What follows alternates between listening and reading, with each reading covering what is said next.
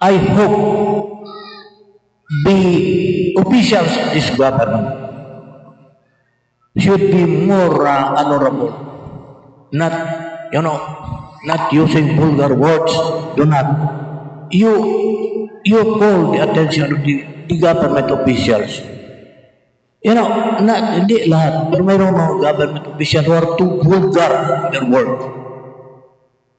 Do not, you tell the officials to be more, what you call this, makitao ba? The Constitution says the government officials are the servants of the people. Let me tell you one incident of mine. I was once working with a big corporation and I was requested by the boss to go directly to settle some tax problem with the government. So, I lined up with the people, pretending that I'm nowhere.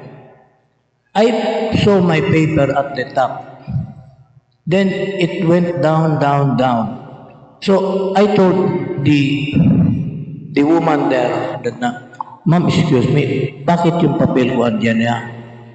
Kahapon nandito yan, bakit ngayon nandoon sa baba?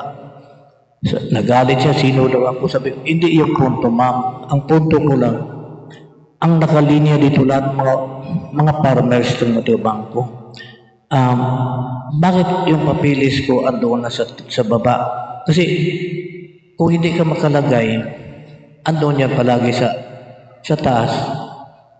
So I told him, ma'am, I don't want to tell you who am I, but then let me tell you this.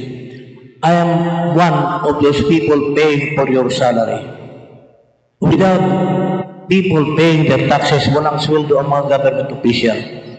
So, if that would happen to you someday, tell the government official that to shut up his mouth and tell him, you are my servant.